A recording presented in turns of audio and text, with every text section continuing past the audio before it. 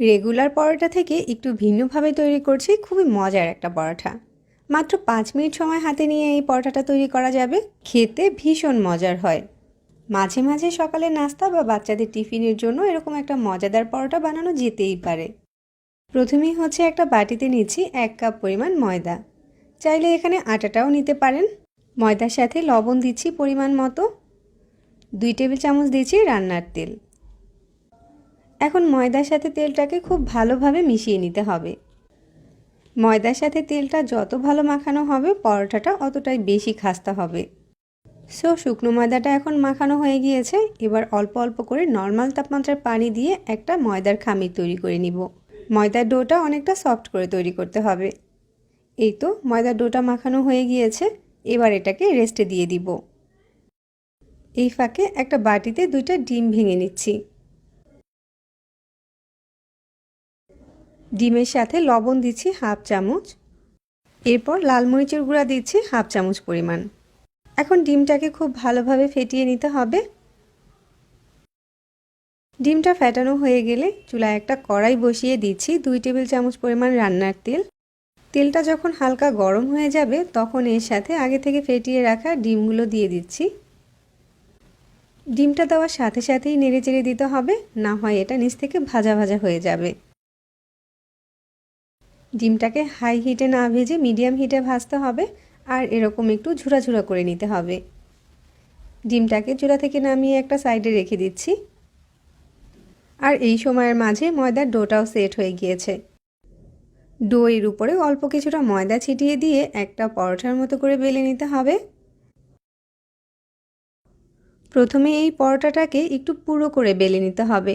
আমি ঠিক এভাবে করে বেলে নিয়েছি।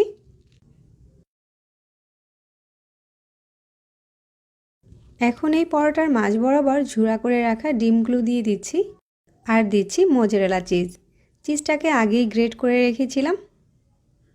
মোজারেলা চিজ না থাকলে স্লাইস চিজগুলো এখানে ব্যবহার করতে পারবেন। তারপর চারো সাইড থেকে পরোটাটাকে এভাবে সিল করে নিতে হবে। খুব ভালোভাবে সিল করে দিতে হবে যাতে করে ভিতর থেকে ডিম আর চিজটা না বের হয়ে যায়। এই তো এখানে খুব ভালোভাবে পরোটাটাকে সিল করে নিয়েছি। উপরে আরও কিছুটা ময়দা ছিটিয়ে এটাকে আবারও বেলে নিতে হবে। আর এই পরোটাটাকে আলতো হাতে মাঝ বরাবর না বেলে চারো সাইড থেকে বেলতে হবে, তাহলে চারো সাইড থেকে এটা বড় হতে থাকবে। আর মাঝ বরাবর বেললে ভিতর থেকে পুরটা বের হয়ে যাওয়ার সম্ভাবনা থাকবে। বেলার সময় এই পরোটাটাকে উল্টে পাল্টে দুটো সাইডই বেলে নিতে হবে, না হয় একটা সাইড একটু মোটা থেকে যাবে আর অন্য সাইডটা পাতলা হয়ে যাবে। এই তো ঠিক এভাবে করে আমি পরোটাটাকে বেলে নিয়েছি। সাধারণ পরোটা থেকে এই পরোটাটা একটু পুরো সাইজের হবে। এখন চুলায় একটা ফ্রাই প্যান বসিয়ে পরোটাটাকে সেঁকে নিব। পরোটার একটা সাইডকে 1 মিনিটের মতো সেঁকে নিয়ে অন্য সাইডটাকে উল্টে দিব। অপর সাইডটাকেও 1 মিনিটের মতো সেঁকে নিব।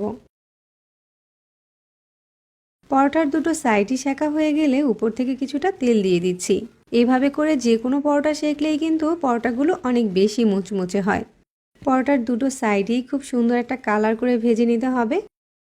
এই সময়ে পরোটাটা কিন্তু অনেক বেশি ফুলে উঠবে। এভাবে মিডিয়াম আঁচে পরোটাটাকে আস্তে আস্তে ভেজে নিতে হবে, না হয় দেখা যাবে একটা সাইডে দ্রুত কালার চলে আসবে আর পরোটাটা ভিতর থেকে কাঁচা থেকে যাবে। এই তো আমি মিডিয়াম হিটে পরোটার দুটো সাইডকে গোল্ডেন ব্রাউন কালার করে ভেজে নিয়েছি। এবার তেল ঝরিয়ে উঠিয়ে নিচ্ছি। পরোটাটাকে এখন আমি স্লাইস করে কেটে নিচ্ছি। এখন এই পরোটাটা যে কোনোভাবেই পরিবেশন করা যাবে। চাইলে একটু সসের সাথেও খেতে পারেন। সহজভাবে এগ চিজ পরোটার রেসিপি শেয়ার করেছি। রেসিপি ভালো লাগলে চ্যানেল সাবস্ক্রাইব করবেন আর ফেসবুক পেজটাও ফলো করে রাখবেন। আবারও সবাইকে ধন্যবাদ জানিয়ে আজকে বিদায় নিচ্ছি। আল্লাহ হাফেজ।